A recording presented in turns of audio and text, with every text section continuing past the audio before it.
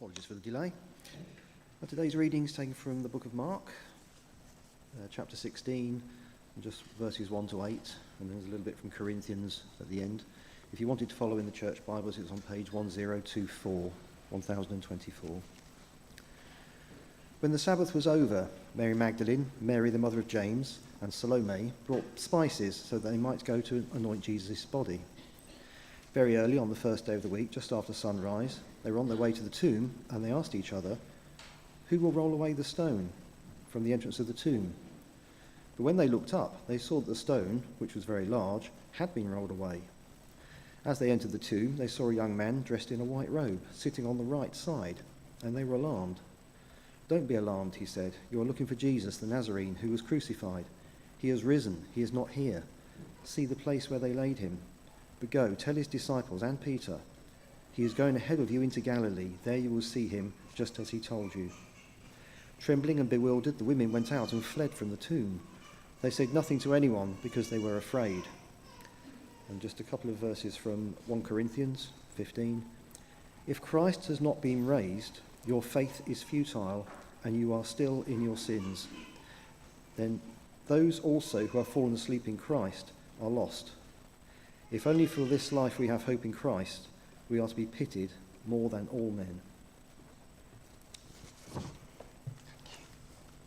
Well, let me add my welcome to the many that you've had so far today. It's great to see you here, especially if this is your first time or one of the first few times you've been with us. You're very welcome.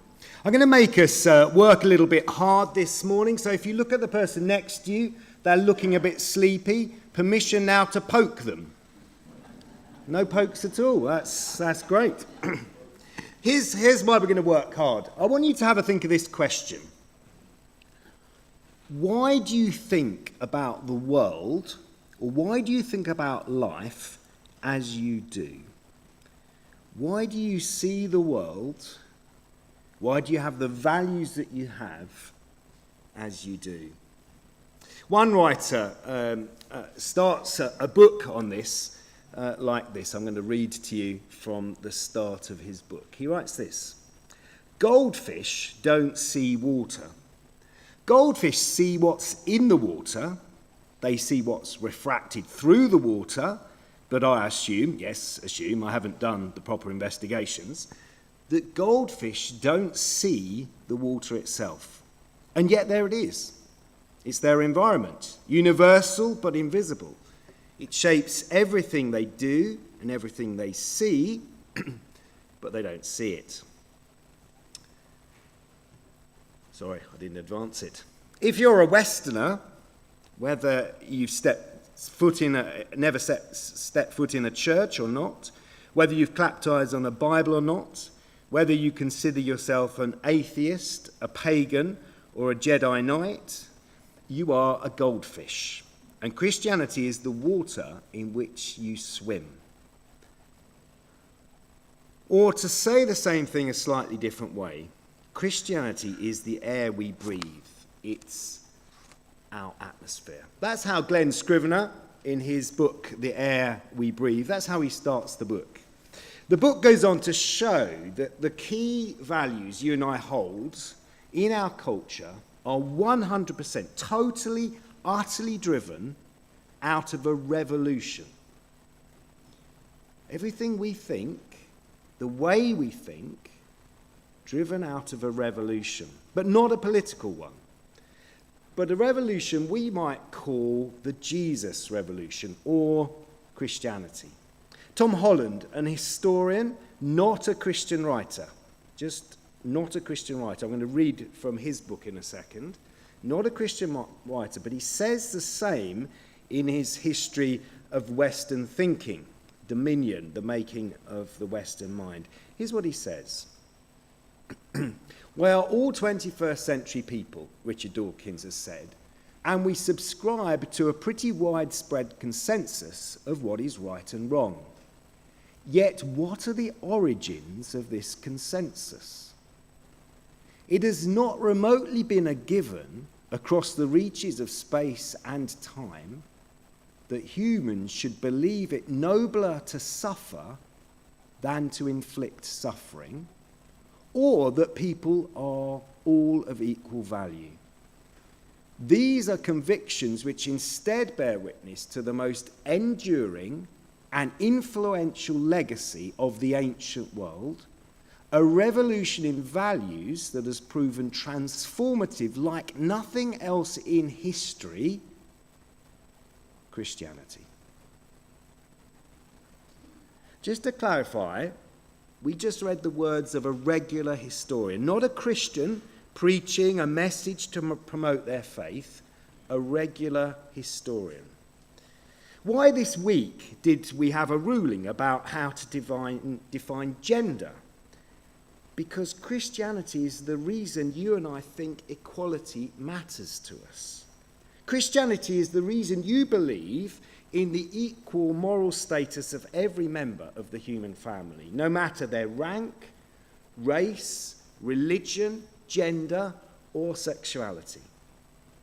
Christianity is the reason you think compassion matters to us, that society should be judged by how it treats its weakest members.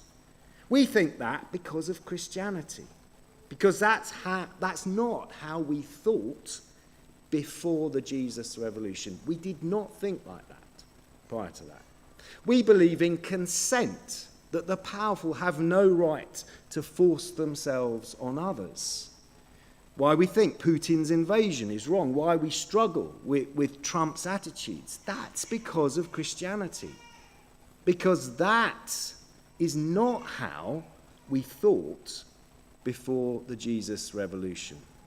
We believe in freedom, that persons that are not the property, and that each of us should not be in, we should be in control of our own lives rather than be controlled.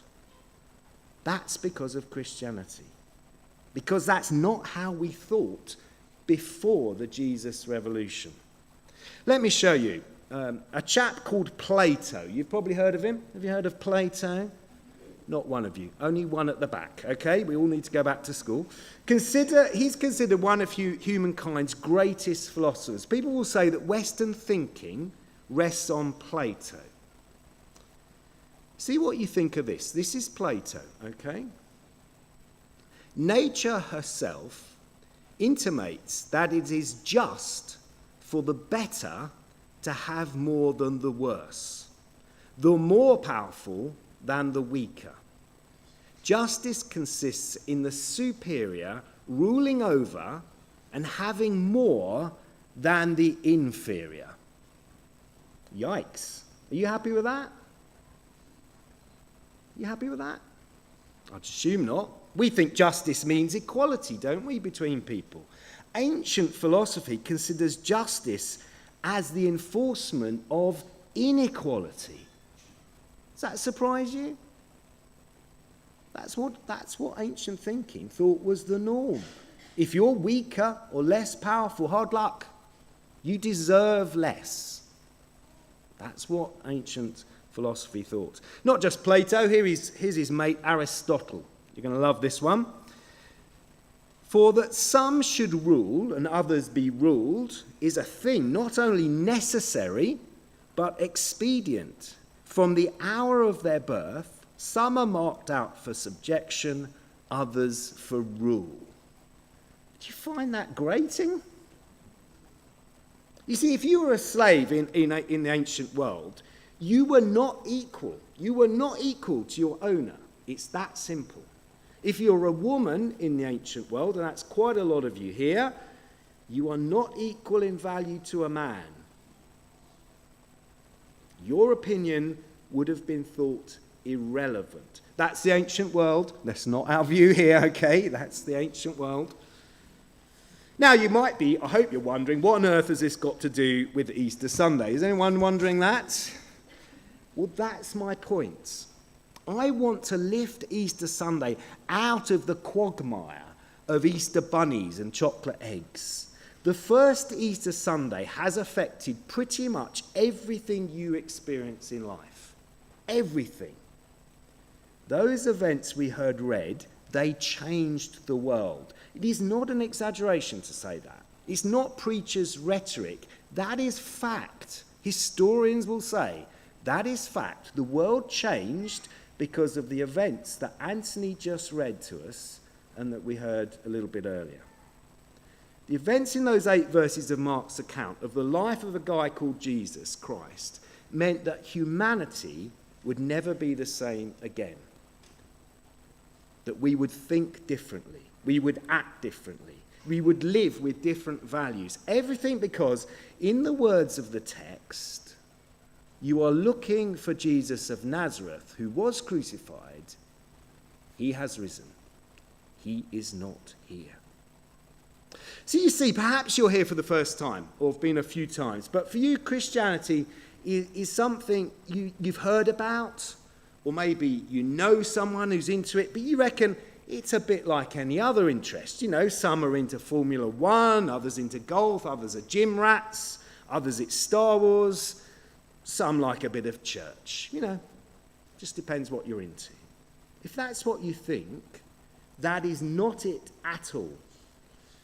It's just not in that category. Christianity is not a case of take it or leave it. Just not the case that you can say, fine, if that's your thing, great, but it's not for me. It just doesn't work like that. We're going to take a quick look at these events. Our scene starts with these 3 women. Did you notice? 2 Marys and 1 Salome heading to where, on Friday, Jesus' body had been laid. Let's read it again. When the Sabbath was over, Mary Magdalene, Mary the mother of James, and Salome bought spices so that they might go to anoint Jesus' body. Very early on the first day of the week, just after sunrise, they were on their way to the tomb, and they asked each other, who will roll the stone away from the entrance of the tomb? That is a really good question. That's a really good question to ask. Jesus' dead body had been taken down from the cross, wrapped in cloths and put in a tomb. Massive stone rolled across the entrance, and some Roman centurions posted on the entrance, all to make absolutely sure that Jesus' followers didn't come back and take the body, and then make claims that Jesus was back alive, resurrected. The stone alone would have been utterly immovable from inside the tomb. The Roman centurions, if you don't know, were trained killing machines, okay? Their employer's work incentive scheme was dead simple and very effective. It worked like this. You fail, you die. That's gonna incentivize you, isn't it? You fail, you die. They had a very vested interest in keeping Jesus' dead corpse in that tomb. Okay, so next scene. They're at the tomb, and there's a shock for them. Hang on, we're no longer advancing. Don't know why that is. Perhaps you could advance for me. 1 slide. There we go. When they looked up, they saw that the stone, which was very large, had been rolled away. As they entered the tomb, they saw a young man dressed in a white robe sitting on the right side, and they were alarmed. Don't be alarmed, he said. You're looking for Jesus the Nazarene, who was crucified. He has risen. He is not here. See the place where they laid him. So not only was the stone already shifted, but there's no Jesus. No Jesus, but this bloke dressed in white instead. Fair comment, isn't it, to say that they were alarmed? I'd be, wouldn't you? The apparently impossible has happened. No stone, no centurions, no dead body. Plenty of questions to be answered. Well, they get answers, only not likely the ones they were expecting. Don't be alarmed, he said. You're looking for Jesus the Nazarene, who was crucified. He has risen. He is not here. See the place where they laid him. So they've not got the wrong tomb. They're not confused. You know, the grief of Friday, watching Jesus be executed on the cross, got the better of them. So they've got confused. Not that. Jesus' dead body isn't there anymore. Their eyes aren't lying to them. He's risen from the dead. And he's en route to Galilee. Grab an Uber and you'll get there to meet him. That is shocking, isn't it? Oh, and while you're there, do tell the disciples he's done what he said he would do. Tell them he's risen from the dead. Risen from the dead, just as he said he would. Oh, and that proves all the claims he made about being God on earth. Only they didn't tell anybody. But go, tell his disciples and Peter he's going ahead of you into Galilee. There you'll see him just as he told you. Trembling and bewildered, the women went out and fled from the tomb. They said nothing to anyone because they were afraid. They did, fortunately, in the end, tell some people. But it's a very relatable response, isn't it? But you see, there's another surprise in this. Remember, at the time, equality wasn't a thing. The account of a woman, it wasn't believed. Lesser beings than men. Like I said, that's then, not now.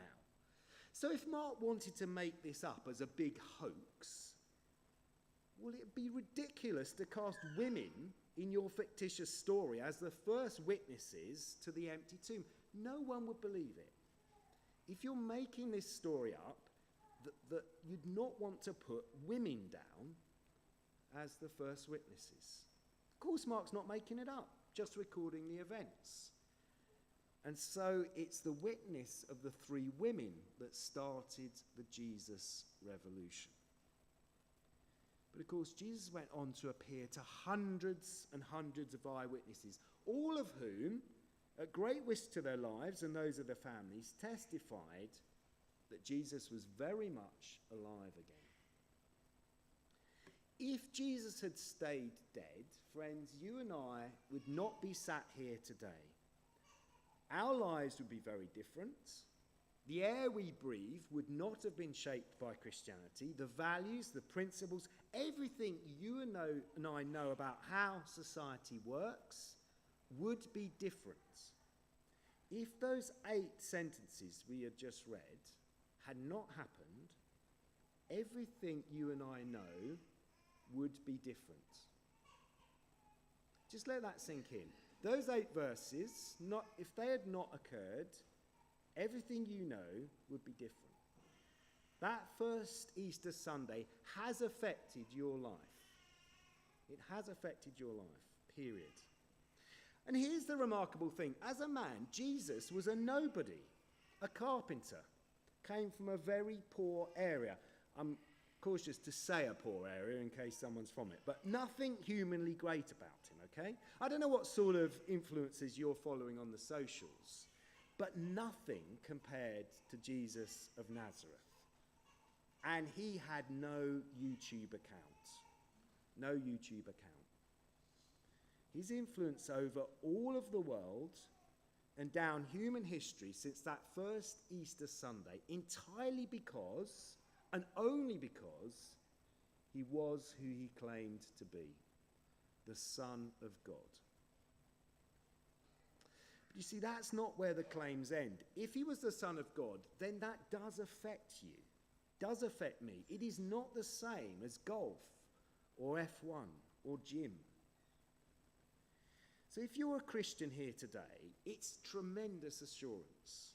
Friends, how often have you heard it said being a Christian gets described as a leap of faith? Have you heard that? No, it isn't. No, it isn't.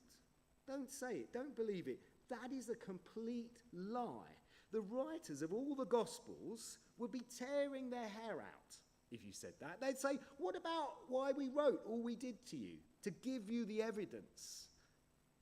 All the healings, the miraculous control of nature, the knowledge of individuals' lives without ever having met them before. What about the resurrection that he said would happen? We wrote it all down.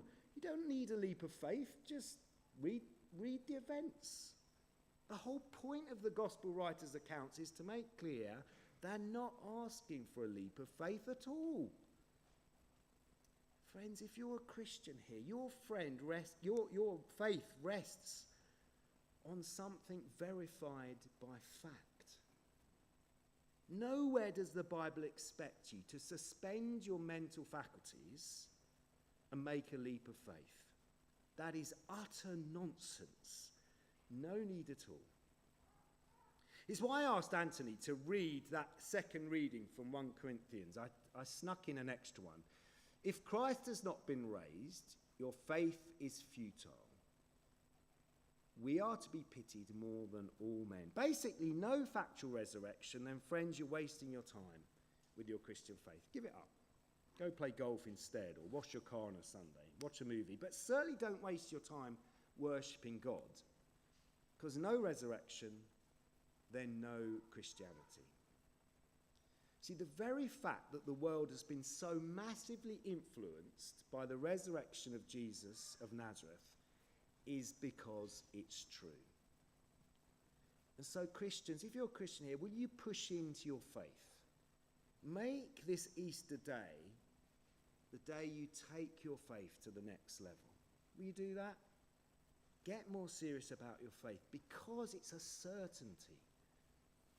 Now, if you're not a Christian yet, if you thought that the Christian faith was in the category of take it or leave it, if you'd say, well, that's your thing, great, but that's not for me.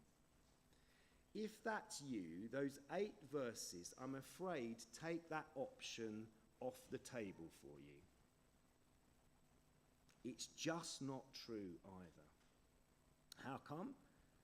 Because the resurrection proves Jesus was who he claimed, the Son of God. And if who he claimed, then what he did on the cross on that first Good Friday affects you. His resurrection on that first Easter Sunday affects you. I want to appeal to you, please, please don't ignore this. If I was face to face in a room over a coffee with you, I would look you in the eye and say, please don't ignore this. Please don't ignore it. If you're feeling even slightly that you need to find out more, don't let that feeling pass. Doubtful in the short time that I've had today, you've got all you need to consider this. So I want to give you another opportunity. We run a course 7 evenings, not 7 consecutive evenings, you usually do it 7 Mondays. It's called Christianity Explored. It starts Monday, the 12th of May. Why not sign up for that? On your notice sheet, you'll have a little box at the bottom that says Christianity Explored. There's a pen on the information desk there and a little box. Friends, please don't ignore this. If you feel ever so slightly you need to do something about this, fill that box in, stick it in the box on the desk there, and we'll do the rest. It's too important. Our service this morning has come to an end. In a moment, we're going to sing our final song. Why don't we just take a moment just to think through the reality that our lives are not the same because of the resurrection of Jesus Christ. That has got to speak volumes into what we need to do about it, hasn't it? Let's just have a moment of quiet.